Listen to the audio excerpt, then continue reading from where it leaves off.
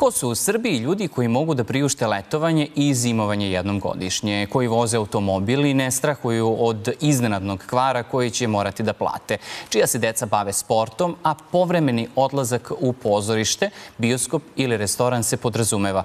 Ima li kod nas srednje klase? Pitali smo stanovnike Mezgraja i Čačka.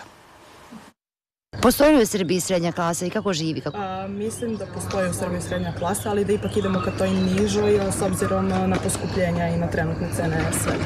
U Srbiji mislim da teško postoji srednja klasa jer sa nekom prosječnom platom od 70, 80, 90 hiljada, da kažem nekih 1000 eura, jako je teško da postoji. Mislim da ne postoji u današnje vreme. Ako ih postoji, to je veoma mali procenat. Ja izgleda da spadam u toj srednjoj klasi, živim skromno. Postoji neka srednja klasa, ali to je na ivici bede.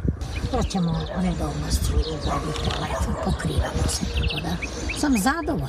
Kojoj mi klasi pripadamo? Ja, na primjer, srednju mislim da jesam. Niti imam previše, niti premalo. Imamo li danas u Srbiji srednjeg staleža i kako on živi?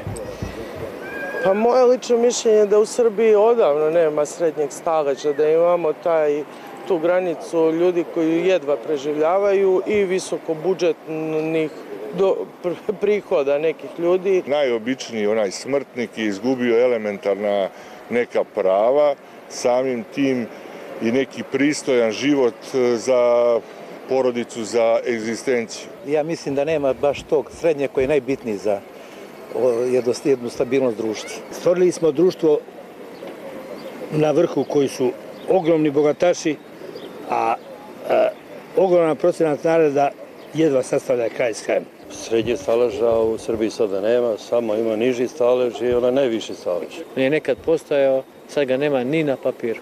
Ili su bogati ili su oni koji spajaju kraj sa krajem. Zašto mnogi posežu za kreditima, žele da budu nešto što nisu, kupuju iPhone, kola, dakle za nešto što nemaju novca, ili to nešto što je nametnuto, potreba dokazivanja, kako na to gledate? Pa mislim da mi živimo jedan život pun koplja i to se meni ne dopada. Mislim da svako od nas treba da zna gde pripada i treba prvo da poznaje sebe i da zna čemu teži. Ljudi imaju želju i potrebu da se predstave, da žive na način na koji ne mogu živjeti. Promenio se sistem vrednosti, to je suština. Čovjek se snadbiva okolo njega nekim stvarima kao nešto što bi trebalo da nadomesti nešto što nema unutra. To je nametnuto od globalista koji ne znaju da svi završe u drvenom kaputu. To je već za psihologe pitanje.